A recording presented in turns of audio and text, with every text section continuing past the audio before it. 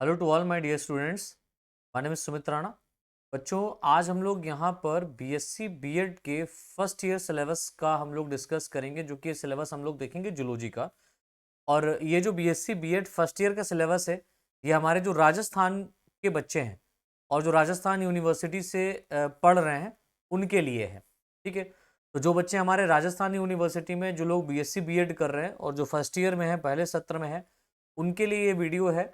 और ये जो वीडियो यहाँ पर मैं अपलोड कर रहा हूँ, ये वीडियो में हम लोग जूलॉजी के सिलेबस के पहले और दूसरे पेपर के बारे में डिस्कस करेंगे, जिसमें पहले और दूसरे पेपर का जो सिलेबस है वो डिस्कस करेंगे।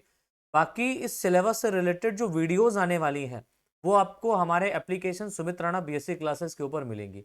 ठीक है, तो अगर अभी तक आप लोगों ने हमारा application Sumit Rana BSc classes load नहीं किया है तो फटाफट लोड कर लीजिए। इसी वीडियो के डिस्क्रिप्शन में उसका लिंक दिया गया है और आप उस लिंक पर क्लिक करके सीधे गूगल प्ले स्टोर पे पहुंचेंगे और वहां से आप उस एप्लीकेशन को लोड करके अपना आईडी बना लीजिए और पेड क्लासेस में आपको ये कोर्स मिल जाएगा। और बहुत ही मिनिमम प्राइस में हम लोगों ने ये सिलेबस लॉन्च किया है। तो जो बच्चे हमारे राजस्थान से हैं और जो बच्चे घर बैठ करके पढ़ना चाहते हैं, तो उनके लिए बहुत बहुत स्पेशल क्लासेस होने वाली हैं सारी। तो देखिए, यहाँ पर हम लोग फर्स्ट और सेकंड पेपर के बारे में डिस्कस करेंगे, जो कि हमारा जूलॉजी का जो सिलेबस है स्पेशली, वो हम लोग यहाँ पर देख रहे हैं। तो देखिए बच्चों, यहाँ पर जो पहला पेपर है, फर्स्ट पेपर जो हमारा है, जिसका नाम है एनिमल डाइवर्सिटी एंड इवोल्यूशन। ठीक है, एनिमल की डाइवर्सिटी कैसे हुई है और उसका विकास कैसे हुआ है उसके बारे में डिस्कस करेंगे, राइट। और टोटल जो यहाँ पर हम लोगों को यूनिट पढ़नी रहती है वो 5 यूनिट पढ़नी है। तो कंप्लीट 5 यूनिट पढ़नी है एक पेपर में। तो एक पेपर में 5 यूनिट यहाँ पर पढ़ना है, दूसरे पेपर में 5 यूनिट वहां पर पढ़ना है, तो टोटल 10 यूनिट हमको पढ़ना है। 2 पेपर हमारा बीएससी फर्स्ट ईयर में आपका होगा। तो जो राजस्थान के बच्चे हैं स्पेशली, यहाँ पर जो बीएससी बीएड का सिलेबस बनाया गया है वो 2 पेपर के फॉर्म में बनाया गया है। बिहार का मैंने अपलोड कर दिया है यहाँ पर, और भी मैं धीरे धीरे जो राज्य है जहाँ पर बीएससी बीएड का सिलेबस जिस तरीके से चल रहा है उसको भी मैं अपलोड करूंगा। जैसा कि बच्चों ने बहुत सारे मैसेजेस किया था यूट्यूब के ऊपर भी कि सर बीएससी बीएड का कोर्स लॉन्च करिए, पर्सनल मैसेज भी किया है मुझे। तो उन सभी बच्चों के लिए समर्पित है क्लासेस। तो आप सभी लोग अब आई होप खुश होंगे कि मैंने यहाँ पर आपका कोर्स लॉन्च कर दिया है, तो प्लीज़ ज्वाइन करें फटाफट। तो पहली यूनिट देखिए यहाँ पर क्या है, और हर एक यूनिट को हम लोग डिटेल में डिस्कस करेंगे, राइट। हर एक यूनिट को हम लोग डिटेल में यहाँ पर डिस्कस करने वाले हैं, तो इस बात को याद रखिएगा। तो देखिए, पहला जो यहाँ पर पॉइंट अपन लोगों को पढ़ना है या पहला टॉपिक जो पढ़ना है वो है जनरल प्रिंसिपल ऑफ टैक्सोनॉमी। तो टैक्सोनॉमी का जो जनरल प्रिंसिपल है, दैट मीन्स आपको पता है क्लासिफिकेशन के बारे में यहीं पर समझना है। तो general principle of taxonomy, taxonomy क्या है उसके बारे में हमको समझना है। यहाँ पर वर्गीकी क्या है इसके बारे में समझना है डिटेल में। देन उसके बाद में कॉन्सेप्ट ऑफ 5 किंगडम क्लासिफिकेशन, जो 5 जगत प्रणाली दी गई है, 5 किंगडम क्लासिफिकेशन सिस्टम जो यहाँ पर प्रपोज किया था विटेकर ने, उसके बारे में समझना है। लेकिन यहाँ पर हम लोग क्लासिफिकेशन के चैप्टर को ही पूरा डिटेल में समझेंगे। 5 किंगडम क्लासिफिकेशन तो आपका इंपॉर्टेंट है एग्जाम के पॉइंट ऑफ व्यू से, लेकिन ये 5 किंगडम क्लासिफिकेशन सिस्टम आया कहाँ से, किस तरीके से ये जनरेट हुआ है, कहाँ से ये लाया गया, 2 किंगडम क्लासिफिकेशन सिस्टम क्या था, 3 किंगडम क्या है, 4 क्या है, फिर 5 क्या है, देन उसके बाद में 6 किंगडम क्लासिफिकेशन जो कार्ल वूज ने प्रपोज किया है ना। ये क्लासिफिकेशन सिस्टम को समझना है। फिर जो क्लासिफिकेशन है वो कितने टाइप का हो सकता है वो भी हम लोग यहाँ पर डिस्कस करेंगे डिटेल में, राइट। तो 5 किंगडम क्लासिफिकेशन आपका इंपॉर्टेंट है, बस इसके अलावा हम यहाँ पर क्लासिफिकेशन क्या है उसको भी डिटेल में डिस्कस करेंगे। फिर यहाँ पर हमारे कुछ जो इंपॉर्टेंट फाइलम है उनके बारे में डिस्कस करेंगे, जैसे concept of protozoa, metazoa and level of organisation. That means यहाँ पर स्पेशली हम लोग क्लासिफिकेशन का क्या कॉन्सेप्ट यहाँ पर दिया गया है कि जो एनिमल किंगडम है, स्पेशली स्पेशली हम क्या बात करेंगे एनिमल किंगडम की। तो एनिमल किंगडम में जो प्रोटोजोआ का कॉन्सेप्ट है, जो मेटाजोआ का कॉन्सेप्ट है, राइट, जो लेवल ऑफ ऑर्गेनाइजेशन है, सिमिट्री कैसी है ना, लेवल ऑफ ऑर्गेनाइजेशन इनमें कैसा है, सिमिट्री कैसा है, बॉडी सीलोम कैसा है, तो वो भी हम लोग यहाँ पर डिटेल में डिस्कस करने वाले हैं। ठीक है, कि एनिमल किंगडम में जो एनिमल रखे गए हैं उनका क्या बेस है, क्या आधार है, जिस आधार पर एनिमल्स को यहाँ पर डिवाइड किया गया है, और कितने फाइलम में एनिमल्स को रखा गया उनको समझेंगे। फिर उसके बाद में देखिए यहाँ पर base of classification of non chordate. तो नॉन कॉर्डेट का जो बेस है, ठीक है, नॉन कॉर्डेट का जो बेस है, जो क्लासिफिकेशन है वो क्या है, जो क्लासिफिकेशन दिया गया वो क्या है। तो सिमिट्री के आधार पर हमने इसको क्लासिफाइड किया, टीलोम के आधार पर क्लासिफाइड किया, सेगमेंटेशन के आधार पर क्लासिफाइड किया, और इसमें एम्ब्रियोजेनी कैसी पाई जा रही है या एम्ब्रियोनिक डेवलपमेंट कैसा हो रहा है उसके आधार पर हम क्या करते हैं नॉन कॉर्डेट को क्लासिफाइड करते हैं। अच्छा, कॉर्डेट को भी हम इन्हीं बेसिस पर क्लासिफाइड करते हैं, तो दोनों को हम लोग क्या करेंगे, एक साथ डिस्कस कर लेंगे कि नॉन कॉर्डेट का क्लासिफिकेशन और कॉर्डेट का जो बेस क्लासिफिकेशन है, बेसिस है, वो क्या है वो समझ लेंगे। फिर उसके बाद में हमारा एक फाइलम है जिसका नाम है प्रोटोजोआ। तो फाइलम प्रोटोजोआ को डिटेल में यहाँ पर समझना है, इसके जनरल कैरेक्टर, क्लासिफिकेशन और जो सुटेबल एग्जांपल्स यहाँ पर दिए गए हैं आपके, जो इनसे रिलेटेड एग्जांपल यहाँ पर दिए गए उनके बारे में हम लोग डिस्कस करेंगे डिटेल में। बराबर, इतना समझ में आया। फिर यहाँ पर प्रोटोजोआ के साथ साथ इसी यूनिट के अंतर्गत हम लोग पोरीफेरा फाइलम के बारे में डिस्कस करेंगे, जिसके जनरल कैरेक्टर, क्लासिफिकेशन और जो सुटेबल एग्जाम्पल है वो यहाँ पर हम लोग देखेंगे। तो यूनिट फर्स्ट में हम लोग प्रोटोजोआ पोरीफेरा के जनरल कैरेक्टर, क्लासिफिकेशन, एग्जाम्पल्स देखेंगे और इसके साथ साथ यहाँ पर की जो एनिमल किंगडम का बेस है वो भी हम लोग क्या है समझेंगे। तो सेकेंड यूनिट में हमारा यहाँ पर जो नेक्स्ट फाइलम है जिसका नाम है सीलेंट्रेटा, इसके बारे में हम लोग यहाँ पर डिस्कस करेंगे और सीलेंट्रेटा का स्पेशली यहाँ पर हम लोग जनरल कैरेक्टर, क्लासिफिकेशन और एग्जाम्पल समझेंगे। उसके बाद में है टीनोफोरा, जो स्पेशली यहाँ पर देखिए एनिमल किंगडम में जितने भी फाइलम रखेंगे उनके जनरल कैरेक्टर के बारे में बात हो गई है। तो सारे के सारे जो यहाँ पर फर्स्ट सेकेंड यूनिट में आपके जो फाइलम इंक्लूड किए गए नॉन कॉर्डेट से रिलेटेड, उनको समझना है। तो प्रोटोजोआ, पोरीफेरा, सीलेंट्रेटा, टीनोफोरा, फिर प्लेटीहेल्मिन्थीस, एस्केल्मिन्थीस जिसको निमेटोहेल्मिन्थीस के नाम से भी जानते हैं, निमेथेल्मिन्थीस के नाम से जानते हैं। देन उसके बाद में एनिलिडा, आर्थ्रोपोडा, मोलस्का, एकाइनोडर्मेटा, ये जितने भी क्लास, जितने भी यहाँ पर 11 आपके स्पेशली 11 जो यहाँ पर आपके फाइलम इंक्लूड किए गए हैं नॉन कॉर्डेट में, एंड जो 12th फाइलम है वो कॉर्डेट में इंक्लूड किया गया है जिसको कॉर्डेटा कहते हैं।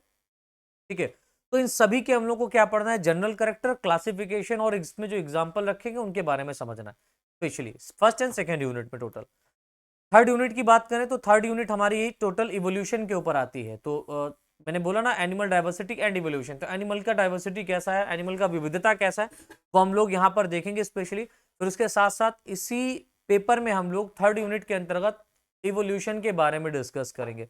तो इवोल्यूशन में हम लोग को ओरिजिन ऑफ लाइफ समझना है कि जीवन की जो उत्पत्ति हुई है इस पृथ्वी पर किस तरीके से हुई है। मिलर एक्सपेरिमेंट, जो मिलर साहब ने अपना एक्सपेरिमेंट दिया उसके बारे में समझना है। लेमार्किज्म और डार्विनिज्म क्या है, लेमार्किज्म ने क्या अपने कॉन्सेप्ट दिए, डार्विनिज्म में क्या अपने कॉन्सेप्ट दिए, उनको समझना है। नेचुरल सिलेक्शन एक पोर्शन है या एक थ्योरी है, इसके बारे में समझना है। ठीक है, genetic basis of evolution, genetic level पर जो इवोल्यूशन हुआ है उसको समझना है। स्पेशिएशन क्या होता है इसको समझना है। एविडेंसेस ऑफ ऑर्गेनिक इवोल्यूशन, यानी ऑर्गेनिक इवोल्यूशन के प्रमाण क्या है इसके बारे में समझना है। दैट मीन्स ऑर्गेनिक इवोल्यूशन तो देखना ही देखना है, इसके साथ साथ इसके जो एविडेंसेस हैं इनके बारे में भी अपन लोगों को डिस्कस करना है। राइट, तो ये थर्ड यूनिट में हम लोग स्पेशली इवोल्यूशन के बारे में कॉन्सेप्ट्स को समझेंगे। फिर उसके बाद में फोर्थ जो यूनिट है ये भी इवोल्यूशन से ही थोड़ा सा रिलेटेड, जिसमें हम लोग वेरिएशन के बारे में समझेंगे, है ना, भिन्नता क्या होती है, आइसोलेशन एंड एडेप्टेशन, कोई ऑर्गेनिज्म है उसने अपने आप को किस तरीके से आइसोलेट किया है डिफरेंट ऑर्गेनिज्म से, किस तरीके से एटमॉस्फेयर के अकॉर्डिंग अपने आप को एडेप्ट किया है, एडेप्टेशन कैसे हुआ उसको समझना है। और जूलॉजिकल टाइम स्केल, है ना, क्या होता है इसको समझना है। और animal distribution in different era, तो विभिन्न विभिन्न एराज में जो एनिमल का डिस्ट्रीब्यूशन हुआ है उसको समझना। तो ये फोर्थ यूनिट में समझना है। देन इसके बाद में हमारी फिफ्थ यूनिट, लास्ट यूनिट जो हमारी है वो है जूलॉजिकल रीजन्स। इसमें हम लोग जूलॉजिकल रीजन के बारे में समझेंगे, जो जू जियोग्राफिकल रीजन है, जूलॉजिकल रीजन नहीं सॉरी, जू जियोग्राफिकल जो रीजन है इनके बारे में समझेंगे। एनिमल डिस्ट्रीब्यूशन के बारे में समझेंगे और origin and evolution of man. तो origin and evolution of man यानी कि हमारा मनुष्यों का किस तरीके से ओरिजिन हुआ है और किस तरीके से इवोल्यूशन हुआ है इसके बारे में समझना है। तो ये 5 यूनिट आपकी पहले पेपर में रखी गई है जिसका नाम है animal diversity and evolution, animal diversity and evolution. तो ये पहले पेपर में हम लोग बीएससी फर्स्ट ईयर के पहले पेपर में हम लोग बीएससी बीएड फर्स्ट ईयर में हम लोग डिस्कस करेंगे। तो उसके बाद में बीएससी बीएड के फर्स्ट ईयर में ही आपका जो सेकंड पेपर है, तो दूसरा पेपर है वो है बच्चा बायोलॉजी ऑफ नॉन कॉर्डेट्स। जो नॉन कॉर्डेट्स हैं इनके बारे में अब यहाँ पर जो एग्जांपल्स हम लोग पहले पेपर में पढ़ेंगे, अब इसमें जो ऑर्गेनिज्म रखे गए उनको डिटेल में समझना है। जैसे आपको पता है कि प्रोटोजोआ में यूग्लिना रखा गया है, ठीक है, जिसके classification, habit, habitat, structure, ultra structure of flagella, flagellar movement, nutrition, reproduction, इनके बारे में समझना है। ठीक है, तो यूग्लिना एक ऑर्गेनिज्म है जो प्रोटोजोआ में रखा गया, फाइलम प्रोटोजोआ में रखा गया। इसके अंतर्गत हम लोगों को इसके बारे में पूरा डिटेल में पढ़ना है। इसका हैबिटेट कैसा है, इसका क्लासिफिकेशन कैसा है, इसका स्ट्रक्चर कैसा है, इसका फ्लैजिला जो पाया जाता है उसका अल्ट्रा स्ट्रक्चर कैसा है, उसका अरेंजमेंट किस तरीके से हुआ है, मूवमेंट किस तरीके से इसमें होता है, न्यूट्रिशन किस तरीके से होता है यूग्लिना में, और यूग्लिना में रिप्रोडक्शन किस तरीके से होता है। ये सारे कॉन्सेप्ट को हम लोगों को समझना है सेकेंड पेपर में, ठीक है, पहली यूनिट के अंतर्गत। प्रोटोजोआ का एक और सदस्य है जिसका नाम है पैरामीशियम। इस पैरामीशियम में भी हम लोग इसका classification, habitat, structure, locomotion, nutrition, osmo regulation और रिप्रोडक्शन के बारे में डिस्कस करेंगे। और सेकंड जो हमारा फाइलम है सीलेंट्रेटा में आपका साइकॉन रखा गया। साइकॉन में हम लोग classification, habitat, structure, cell organisation, canal system और रिप्रोडक्शन के बारे में डिस्कस करेंगे। इतना समझ में आया बच्चों? ये हमारा फर्स्ट यूनिट हो गया। सेकेंड यूनिट में जो हमारा नेक्स्ट फाइलम रहेगा जिसके अंतर्गत ओबेलिया को रखा गया है, ठीक है, जिसके अंतर्गत किसको रखा गया है? ओबेलिया को रखा गया। और ये जो ओबेलिया है इसमें हम लोग इसका classification, habitat, structure, sense organ, reproduction and life cycle को डिस्कस करेंगे। फिर हमारा नेक्स्ट ऑर्गेनिज्म है फेशियोला, जिसका फुल नेम है फेशियोला हिपेटिका, जिसको कहते हैं लिवर फ्लूक के नाम से भी जानते हैं। इसका classification, habitat, structure, digestive system, excretory system, reproductive system and life cycle. Most important life cycle इसका बहुत इंपॉर्टेंट है, ये आपके एग्जाम में आता है, ठीक है, पूछा जाएगा, तो इसके बारे में डिस्कस करेंगे। और नेक्स्ट जो हमारा ऑर्गेनिज्म है जिसका नाम है टीनिया, और टीनिया सोलियम, इसका फुल नेम है टीनिया सोलियम। इसके हम लोग classification, habitat, structure, nervous system, reproductive system और लाइफ साइकिल के बारे में। तो सेकेंड यूनिट में हम लोग को तीन ऑर्गेनिज्म पढ़ना है, ओबेलिया, फेशियोला और टीनिया। क्या पढ़ना है? ओबेलिया पढ़ना है, ठीक है, ओबेलिया पढ़ना है, फेशियोला हिपेटिका पढ़ना है, टीनिया सोलियम पढ़ना है। ओबेलिया को सीलेंट्रेटा के अंतर्गत रखा गया है, ठीक है। फेशियोला हिपेटिका और टीनिया सोलियम, इनको कहाँ रखा गया है? फेशियोला हिपेटिका और टीनिया सोलियम को प्लेटीहेल्मिन्थेस के अंतर्गत रखा गया है, राइट। इसके बाद में थर्ड जो हमारी यूनिट है जिसमें एक ऑर्गेनिज्म है नेरिस और एक है हिरुडिनेरिया। तो नेरिस और हिरुडिनेरिया को फाइलम एनिलिडा के अंतर्गत रखा गया है। नेरिस का यहाँ पर classification, habitat, structure, parapodia, locomotion, ठीक है, digestive system, excretory system, blood vascular system, reproductive system, इसके बारे में डिस्कस करेंगे।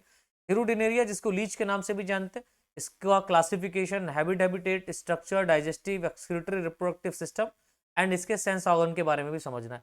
तो थर्ड यूनिट में हम लोग स्पेशली एनिलिडा के अंतर्गत जो सदस्य रखे गए, एनिलिडा के अंतर्गत जो सदस्य रखे गए उनको डिस्कस करेंगे। फोर्थ यूनिट में आपका यहाँ पर एक आता है पैलेमॉन, दूसरा है पाइला, ठीक है।